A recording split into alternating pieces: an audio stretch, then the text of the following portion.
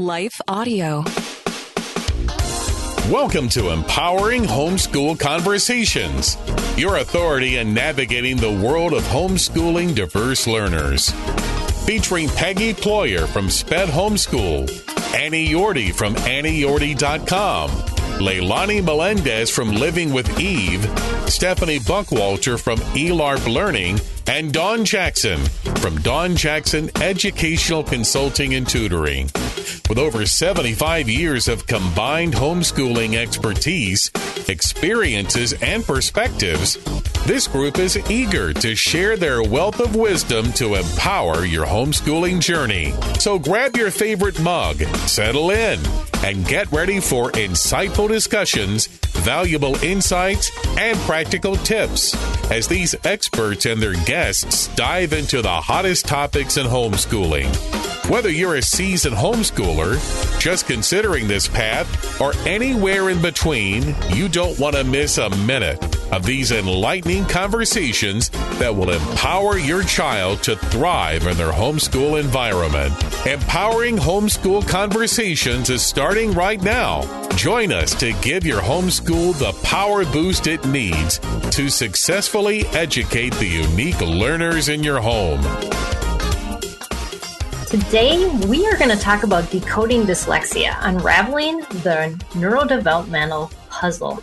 And my guest today is the beloved Dr. Jan Bedell, who needs no introduction. Jan has been on the show many times and is the chairman now of the board of directors for SPED Homeschool and also the president of Brain Sprints. And so, Jan, I'll let you give a little more introduction for yourself and maybe just share, it's been a while since you've been on the show, and maybe some people don't know your whole story and just why you're so passionate for helping families who have struggling learners. But I love to have them get a little bit of that backstory before we start.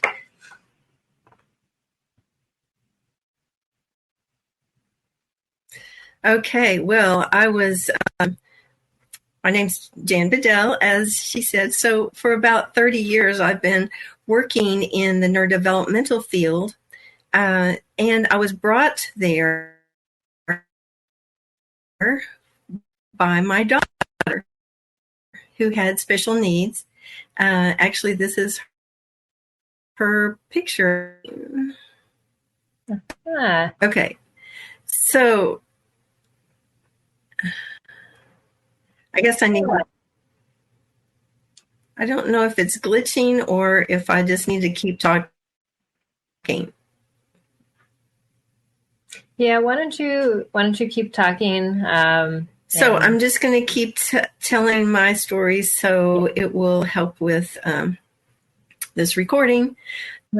My daughter was born with some developmental delays, and I looked for help for her everywhere, and as you can see, my hair's a little whiter, so it was a long time ago when that happened. And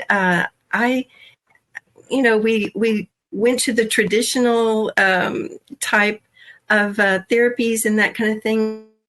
We got a little bit of help, but I didn't get the help that I was really looking for until I found the neurodevelopmental approach. It just changed her life, made her life so much better. Functionally, she could read where she couldn't before, and it was just life-changing for her. And at the same time, it was life-changing for me because God said, I want you to tell more people about this. And that's basically what I've been doing all this time, from children with syndromes and severe developmental delays to those that just have a little reading issues to those with, true labels like dyslexia. And so I'm excited to be able to share some different perspective today. Yeah, definitely. And it's, I think a lot of parents, they just automatically go to, well, my child has now been diagnosed with this, so these are the curriculums we have to use.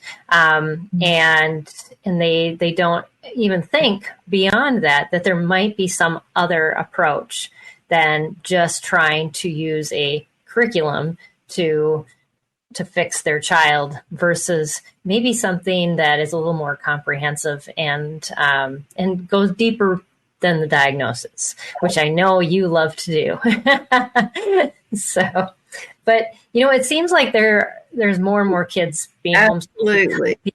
Yeah. It seems like there's more kids being homeschooled because of learning difficulties and labels. Actually, the newest research done by the Texas Homeschool Coalition, they found that 25% of kids that are coming into homeschooling now have some sort of learning challenge, which is up from where it used to be for new homeschoolers. We used to look at the whole population. How can our audience unravel this puzzle of dyslexia to help their kids?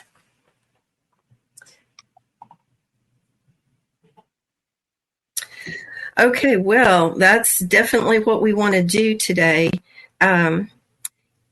It's interesting that you said about curriculum, because so many people are looking for the next best curriculum. And so oftentimes it's just some next form of or variation of the original Orton Gillingham. Wow. Yeah. And it's interesting that you talk about the population so much more. I think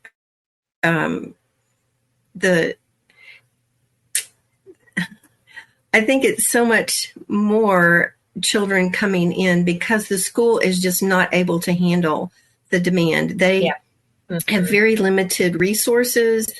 They're just not adequately trained to help. As someone that went through teachers college, you are not equipped for special needs when you come out of teachers college, even if you have a certificate, a degree. Some moms are thinking, well, I don't have a teaching degree. How can I teach my children, and how especially can I teach my child with special needs?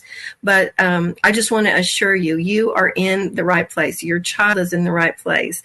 If you're homeschooling them, or if you're thinking about it, I want to really encourage you. One statistic that I found, that Texas, just in Texas, the rate of children entering special education is gone up 37.5% in just 10 years, from 2011 to 2021. It's just incredible how the increase. And that's one reason that they can't handle it, because of the sheer demand. And then they have just, in my view, a very narrow approach to how to deal with dyslexia. Right. Yeah. A lot of times I'll tell parents, I'm like, the accommodations you're going to get is extra time and one-on-one, which you can automatically get by taking your kid out of school and homeschooling. Those are the accommodations that are given them. And it's like, well, that's, you're already one step ahead if you can accommodate beyond that. So take them out of school and then listen to Jan. So yeah, definitely. So yeah, I totally understand that narrow approach and limited resources. So, why don't you dive in a little bit more to that narrow approach that the schools take? Okay, so, they typically do the 2-year dyslexia program that's been around since Orton Gillingham, and that's like 99 years. So we're gonna talk about that a little bit more. But first I want to just go into why you would want to look in a different way, than you're usually told. You get this dyslexia label. They say, well, you need this 2-year program, and it's either expensive to be trained to do that, or if you need to do it yourself, or to have someone do it for you. And again, it's narrow. It's mostly working on phonetic awareness. But as a neurodevelopmentalist, that's someone that looks at the brain, obviously neuro, and how the brain develops. And we've been finding that it's really not a disease. You know, some people think it's a disease, it's a disorder. It's even not a hereditary. Sometimes it runs in the families. There are brain scans that show that the brains are different for dyslexic kids. So technology is catching up with us now and showing different areas of the brain's looking different. We will continue this conversation after a short break.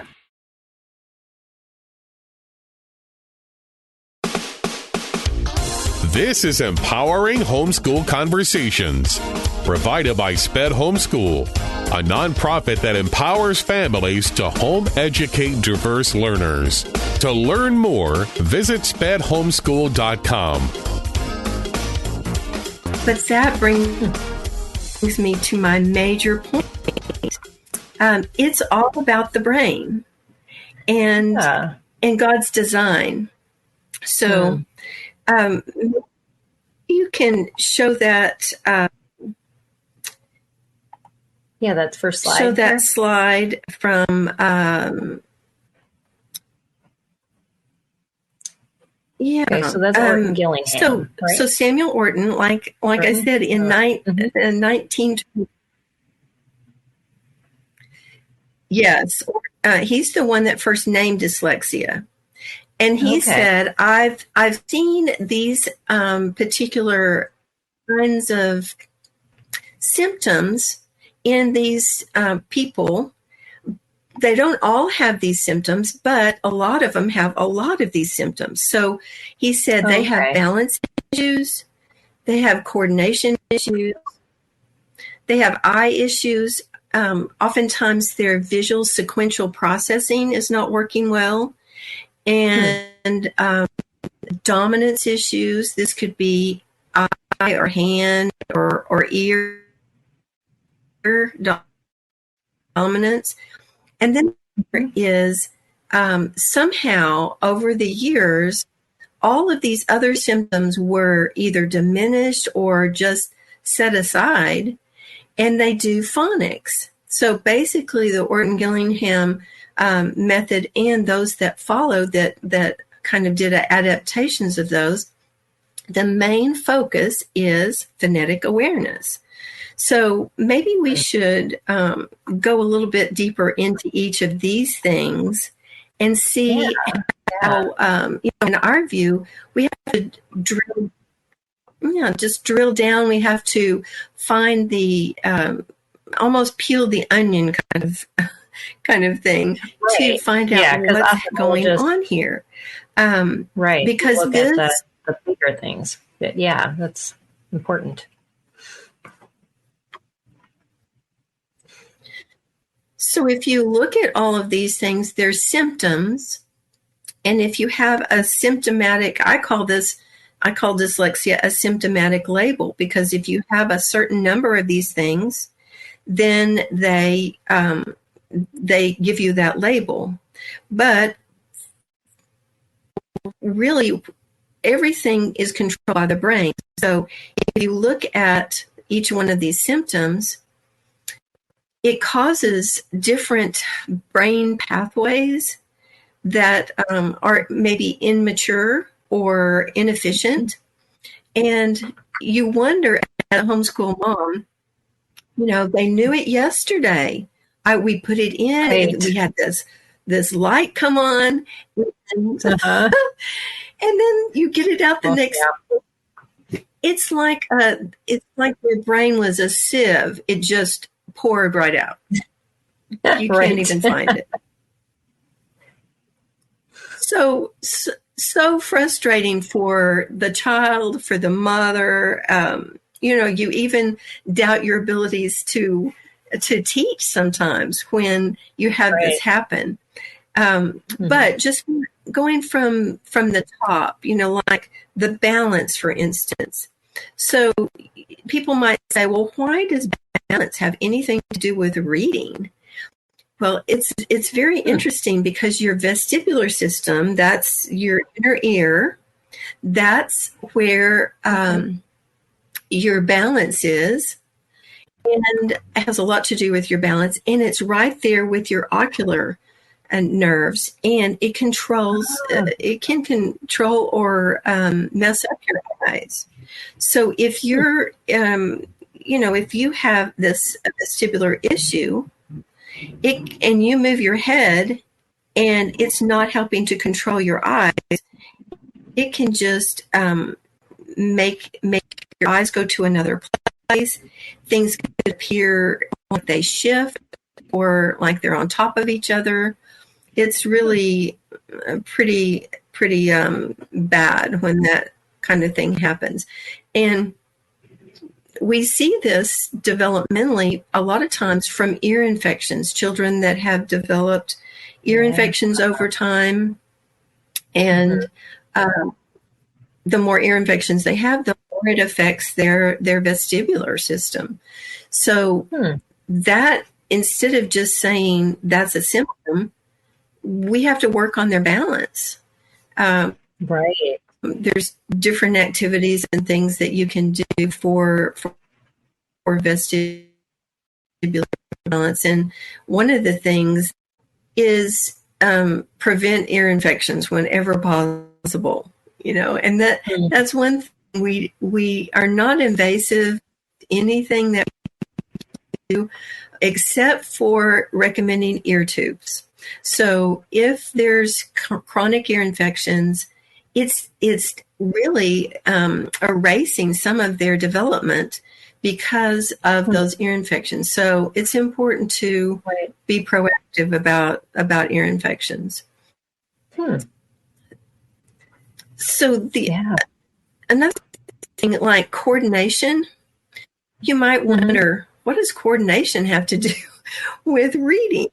So in our view, coordination, or lack thereof, it comes from a disorganized brain. So a lot of things are happening in our society over the last couple of decades that have caused developmental delays. Like innocently, we didn't even realize. Right. So, can you guess what some of those might be that caused a developmental delay? I would say video watching, probably. Just keeping kids off the playgrounds, and they're sitting more. They're not as active.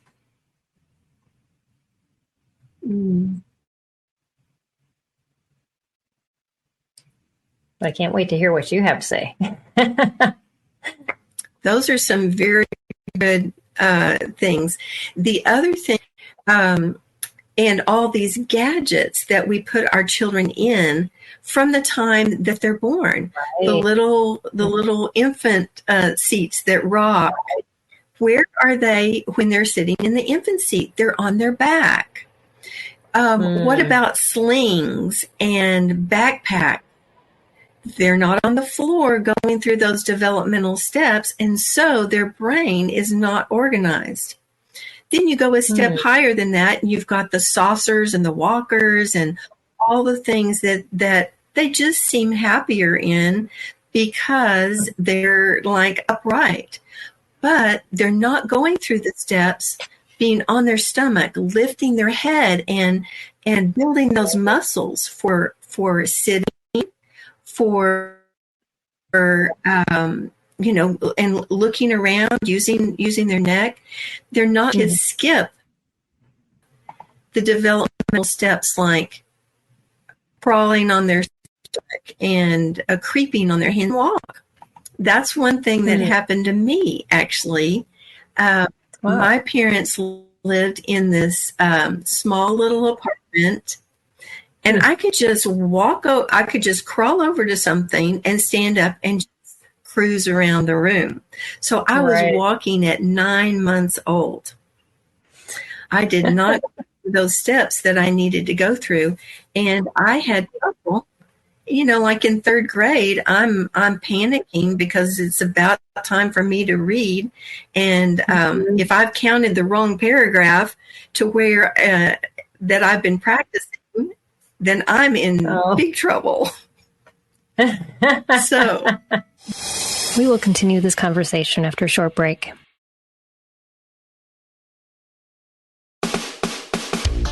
This is Empowering Homeschool Conversations, provided by SPED Homeschool, a nonprofit that empowers families to home educate diverse learners.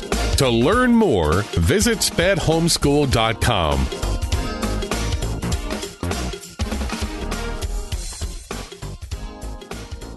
Just a little personal experience from myself. And so actually, to do this work, you have to do that at 40 years old with some of these things. So the great thing is it's never too late. That's the really great thing about that. Absolutely. So if some people might say, well, my child is 10 years old or 12 years old. What do I do if they miss those steps? Right. Another thing, it's never too late to build those pathways, and you would be amazed at how much coordination there is. Your organization of your thoughts gets better. It's just amazing when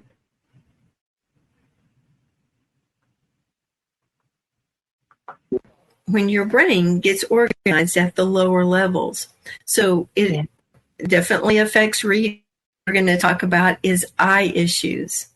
And this is something that a lot of people, the first thing you do is you go and get your eyes checked, right? Because they're not reading. Right. Maybe they can't see. Well, most doctors look at, can they see up close? Can they see far away? And that's acuity. But there's much more to what we call vision than just being able to see clearly.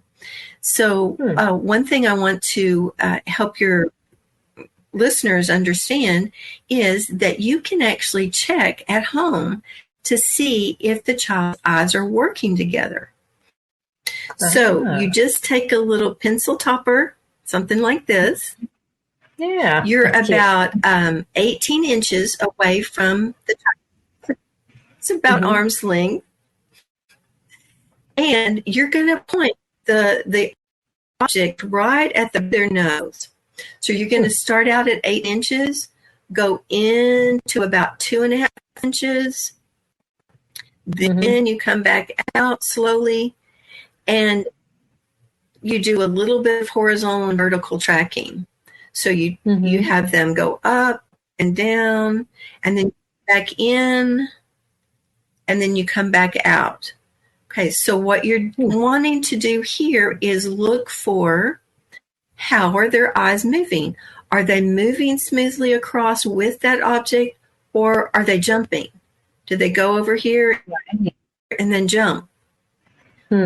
That's something that is very obviously important as you're reading.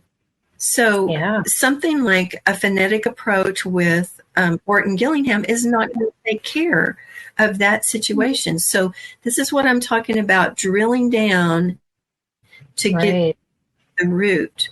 Now, when you're coming close, you want to see those eyes moving together in and then smoothly out together.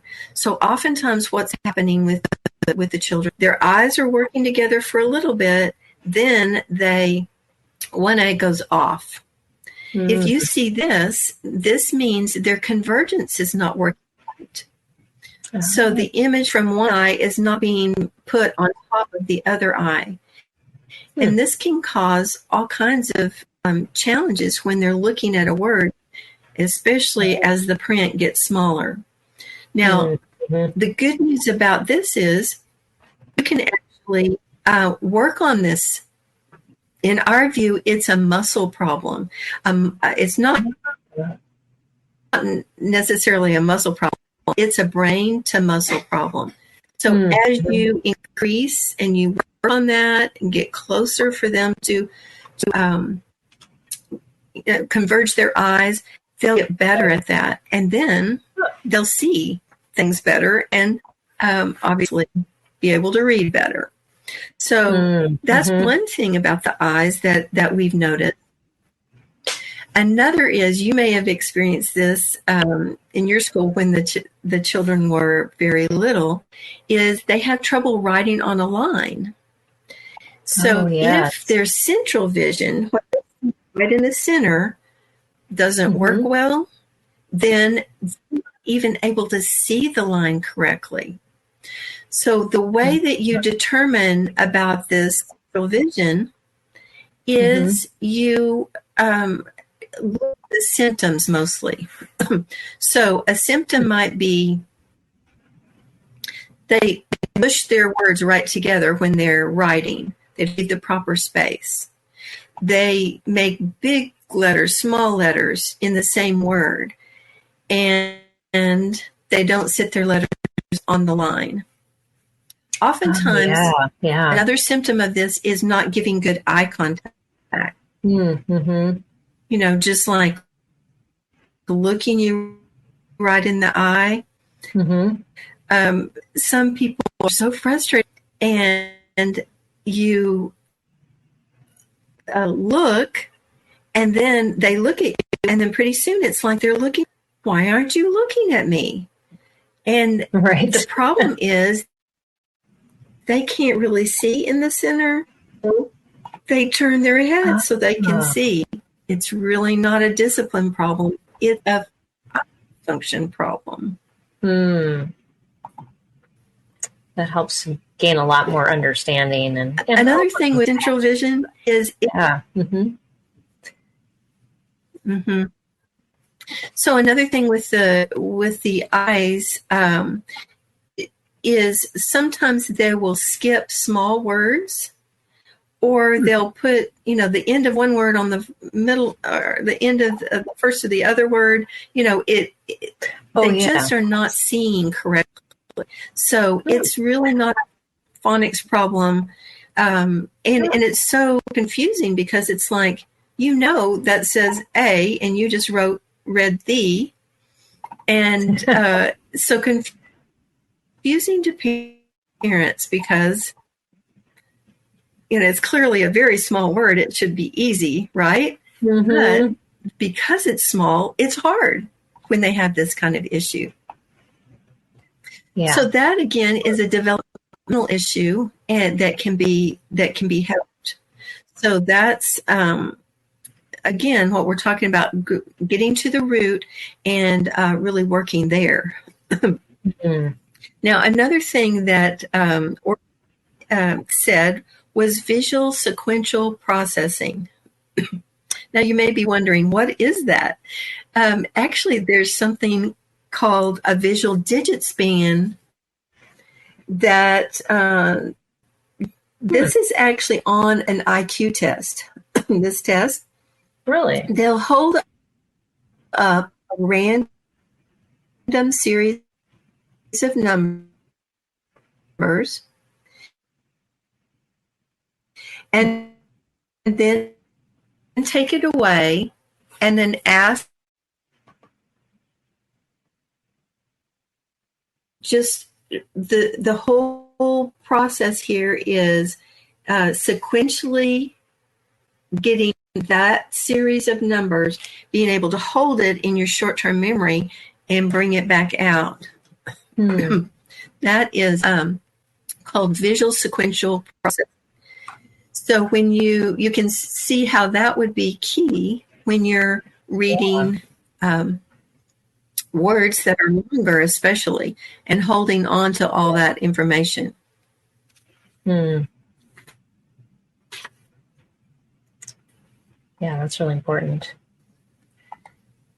And so then we have dominance issues after that.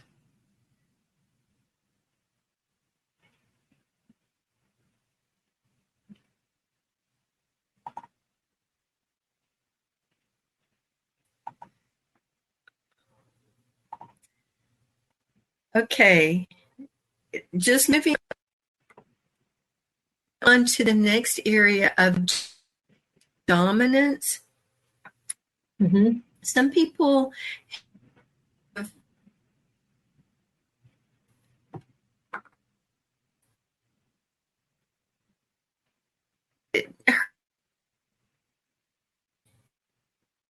then they're going to have a lot of challenges with their brain being organized and finding information that they need.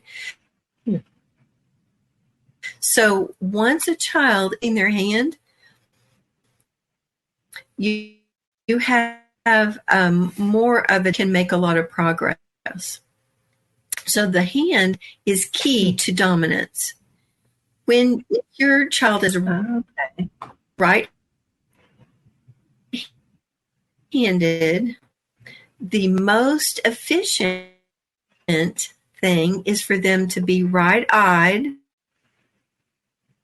You're taking in information with both eyes, but your brain chooses one eye and ear to actually store information. So this can be, if you have a child that remembers it one day and not the next, it could be their filing cabinet is not really working well. And so they are having trouble finding that information.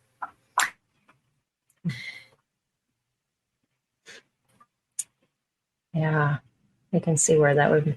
These kind of kiddos don't test well, typically. I know that. But then when they're not tested, then the pressure is off, they oftentimes remember, and it's because of the stress factor. Yeah. So one way that you can check your child for their eye dominance is have them look into a kaleidoscope or a small little hole, like take a pin apart and have them look through a tiny little hole and just set it down on the table, have them pick it up and put it to their eye. So they will typically go to one eye all the time, and that is their dominant eye at near point, a close up. Okay. So at far point, you might use a paper towel tube. Okay, so they hold the paper towel tube with two hands, their arms are straight, and they look through that hole. Now you can just look right down that tube and see which eye they're using. Oh, wow. This can So this will tell you what eye that they're using. And oftentimes people will find out about this, but not do anything about it. What our experience has been is that when you do something about it, and the way you do that is tell the brain, oh, this is not working too well, I have to use this one. So that is done like with a patch.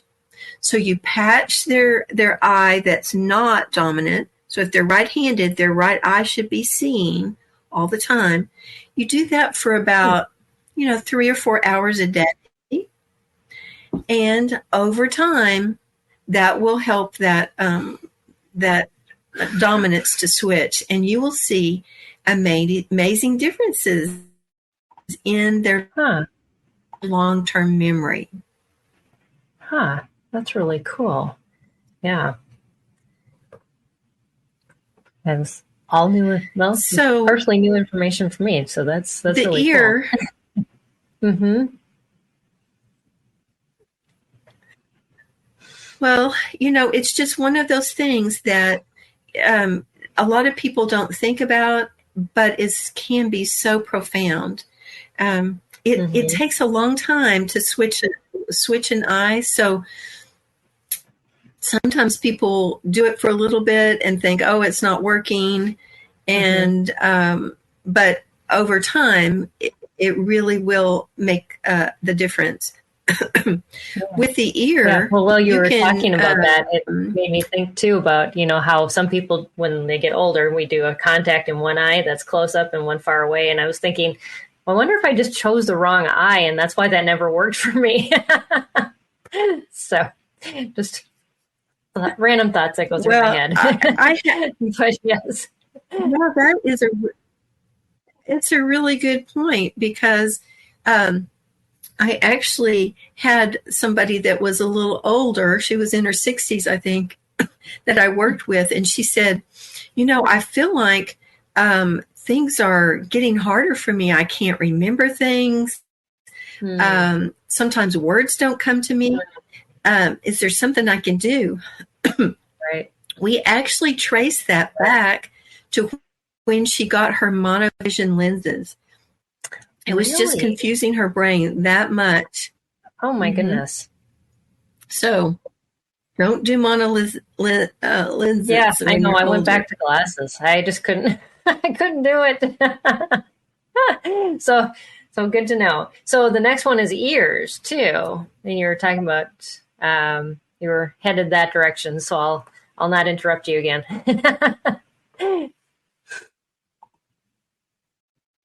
Right. Did you often just go to that side? So one way you can test your child with their ear is you have somebody whisper on the other side of a door. You have them be about 6 feet away from the door and say, walk up to the door, put your ear on it, and see if you can hear what they're saying. And they'll usually, one ear or the other, and do that several times, because sometimes they might use one ear and sometimes the other. And it's basically the same as far as correcting that, is to tell the brain this isn't working too well. And the way you do that is with an earplug. So an earplug that takes about, it's not going to take all the sound out, probably about 22 decibels or something like that. And over time, the brain just keeps going, oh, this isn't working too well. I have to use the other one. And that that ear dominance will switch as well. That is really interesting. So, and I have to agree with you. The interest is very, when it just broadens your thinking about what could be causing these symptoms that are going on with my child. And, phonemic awareness is definitely an issue oftentimes, but that can also be something we call tonal processing, where the ear is hearing, but the brain is not interpreting those tones correctly. So can you imagine trying to sound out a word and you're not hearing the right sounds? Obviously, you can't produce that, and it's not going to help you with your reading. So there's an easy way to work on that. It's not always everything that's needed for a child, but if you get really good headphones that have ear headphones, and you play Mozart, it's got the highest frequencies and the different tones, and it really will stimulate that auditory nerve to help that processing. So that's really great as well.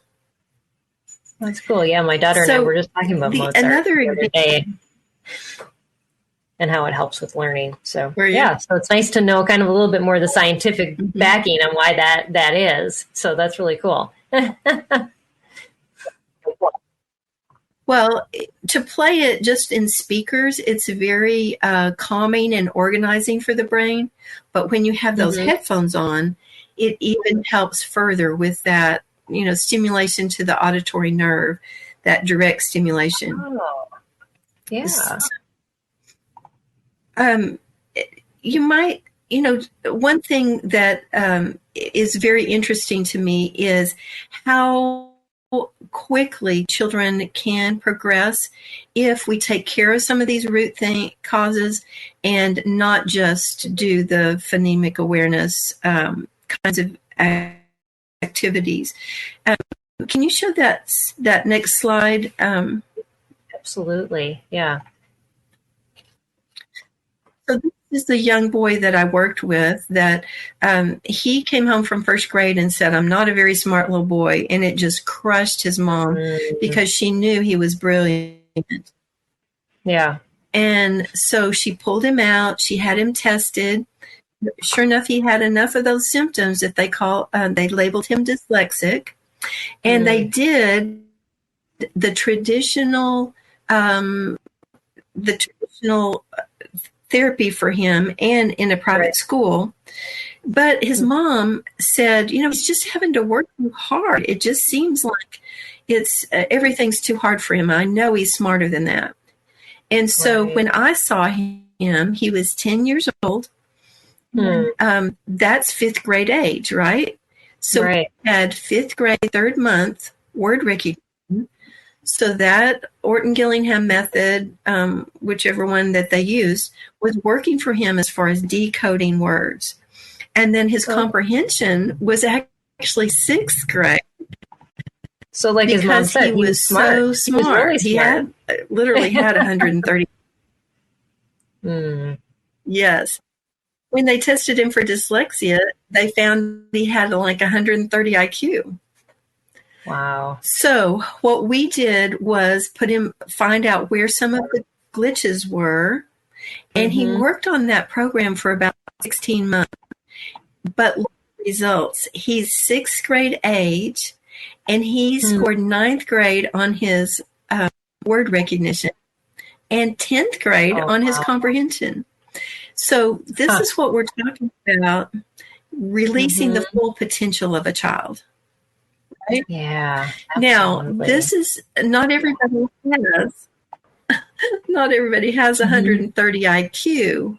So it's not just typical. Results vary. Yeah. So if you'll show that next slide. Absolutely. I can show you what we found was in the first 4 months of the neurodevelopmental intervention, they came up on average in these different age grades. So you've got ages 8 to 10 on the bottom and ages 11 to 15 on the top.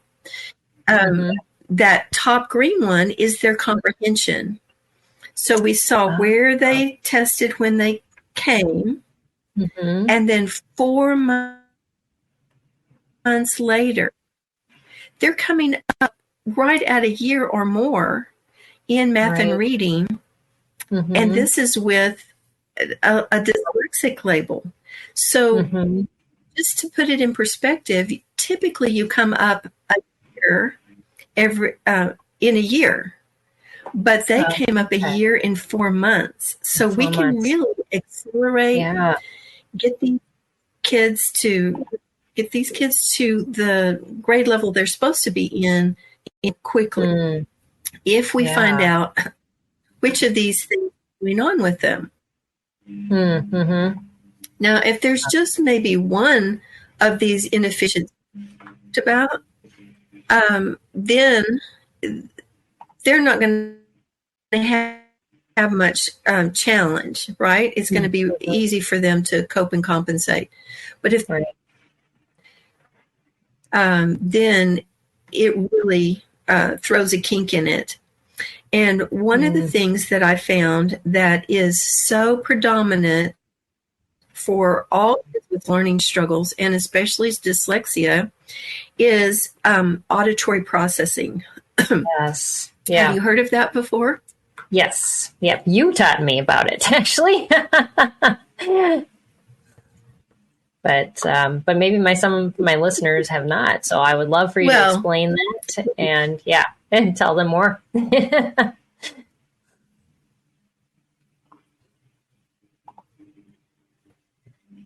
Okay, so as we saw in the visual, where you hold the visual pieces of information together, The auditory processing is holding auditory information together.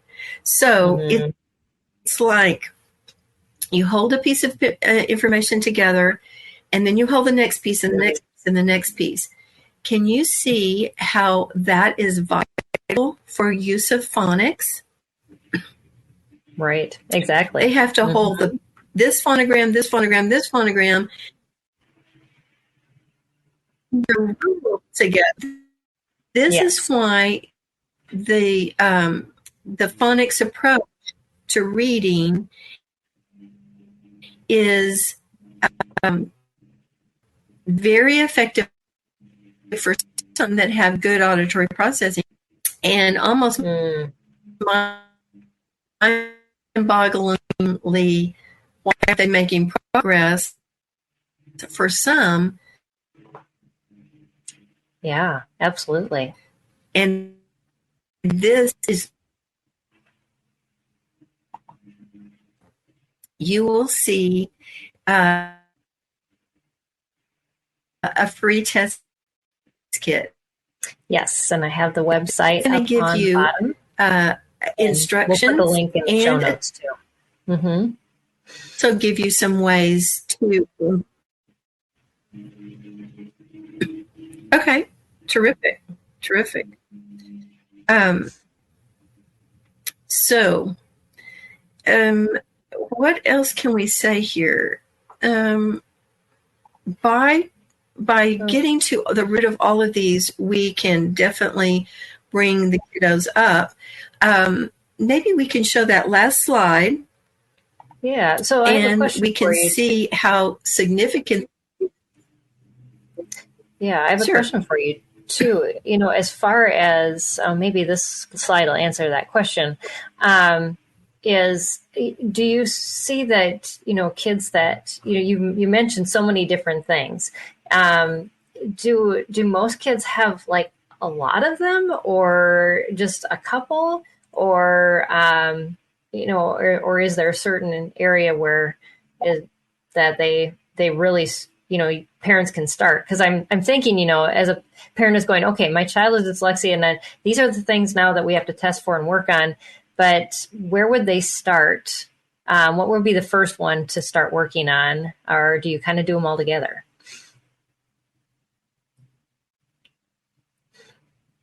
Any of your question? Oh, he didn't hear my question. I don't know if this is going to work. Okay, so I might put it in the private chat, but why don't you talk about the slide, and then we'll see if you answer my question.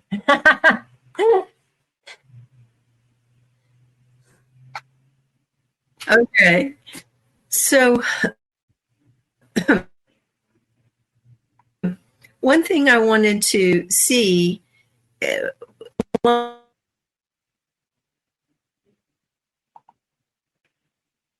sorry, hit the button. Orton did was look at the symptoms and say, how many of these are in common? I kind of wanted to do that with the that came to me dyslexic labels, and almost all of them, 95% were using the wrong ear. 100% of them were low auditory processing, 97% that were low auditory and visual processing was a problem for both of them. I guess what I want to leave your viewers with, it really delve into this a little bit more for themselves, is on our website. We're going to put notes that will take them directly to what we call a dyslexia bundle. And in the bundle, there's what I call a dyslexia screening. So go to that. It'll give you some information about neurodevelopment and some of the things that I've said. And then also, it will give you this, what I call a dyslexia screening. So it's got a list of things like, does your child have difficulty reading or writing or spelling?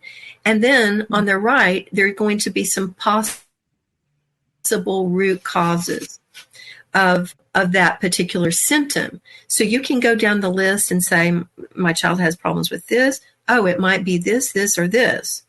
Now, we have several resources that you can that you can use. One is our Brain Coach Tips YouTube channel. Yes. I give a lot of training on there about these things, what to do about them, and so there's resources there. And then we also have free consultations. So on our website, just brainsprints.com, you can ask for a free consultation, because oftentimes parents don't really know where to start, what to do. And the thing that we've seen over the years is I've taught all this stuff on YouTube, and then people try a little bit, they do it for a week or two and they don't see any difference. What I want to make sure that people understand is the brain has what we call brain plasticity. Yes. Plasticity is the ability to grow and change and make new pathways. So it's like making new roads in your brain for better function. And it takes time. It takes repetition, takes frequency. Right. So sometimes people try a little bit and they get a little help, but they don't know that they're getting someplace, because like the telephone, because there's no evidence for a while. Wire is getting closer and closer to the phone. Back when there were cell phones, not making that connection. Yes, exactly. No evidence. So that's where we can help. If there's need there, sometimes you can just take this information and deal with that one that's going on with them, that's holding their full potential back, and do that on your own. And we're glad that's a possibility. And then other times you just want somebody to walk alongside you, and that's what we've been doing for 30 years, and we're willing to do that as well. Yeah, those are great. So resources. Did I answer your question? Yes, actually you did.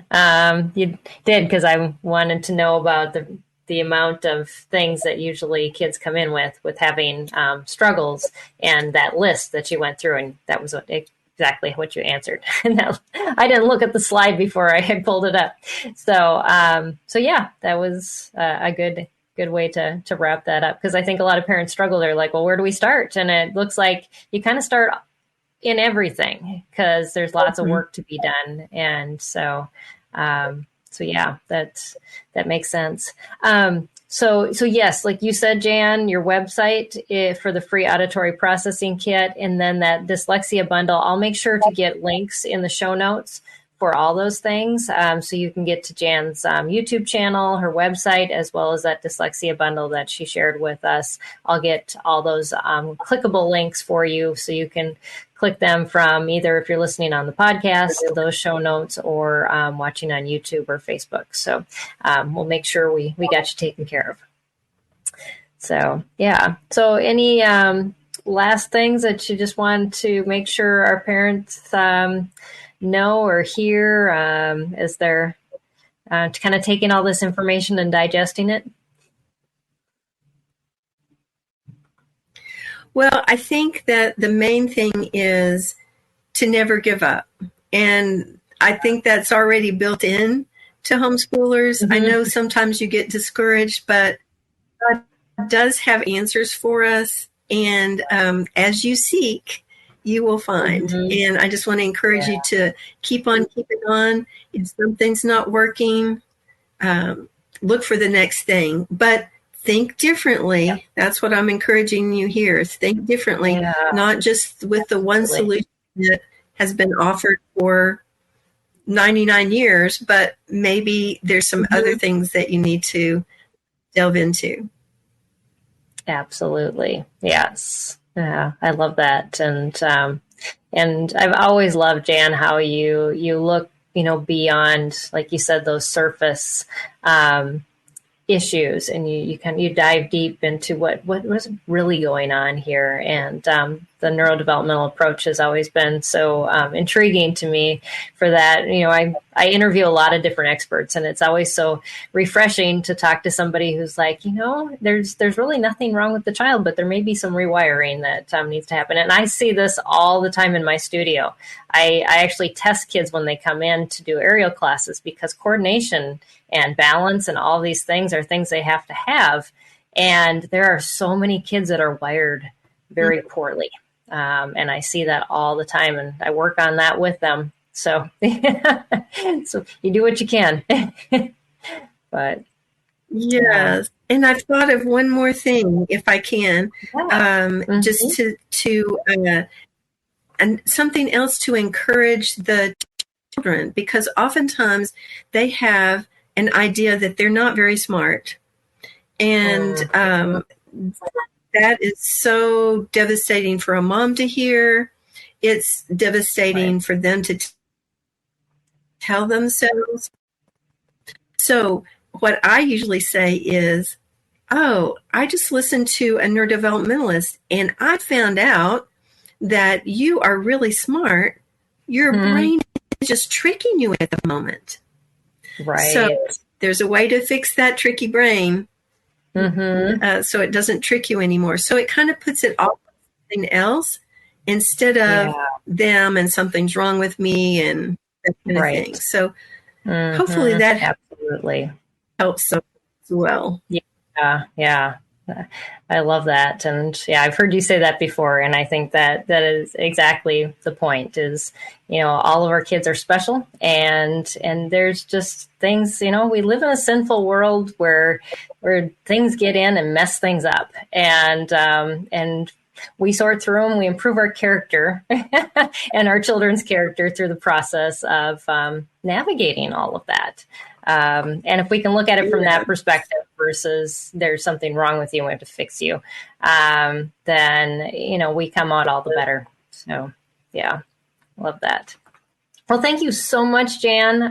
Definitely go visit Jan's website, brainsprints.com, and the resources that we shared, the additional links that she shared for some of the other resources that she has, her YouTube channel and that dyslexia bundle. And Jan's got lots of resources. We're in the process of copying them all over. Our new website launches next Saturday. So when you actually listen to this recording, that new website will be up. And so we're in the process of transferring all of Jan's old content over to the new one. So you'll see them as new articles coming on over the next year, and just so much great stuff that you've written over the years, Jan, and excited to get those re-edited, put up, and introduced to more new parents as they connect on our new platform, Homeschool Heroes. So look forward to connecting with you there. So thanks again, Jan, and for all the work you do, and you just continue doing it. So God bless you.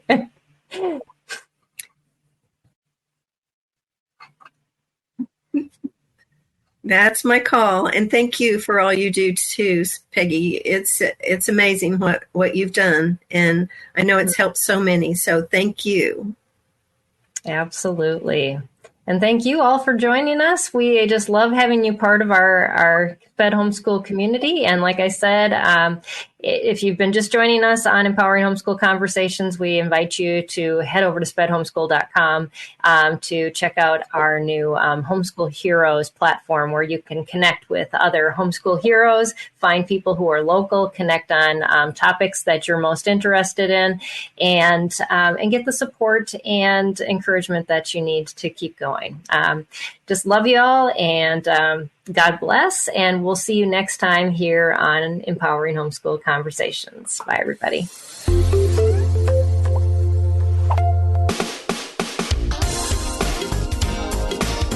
I want to take just a second to thank the team at Life Audio for their partnership with us on this podcast.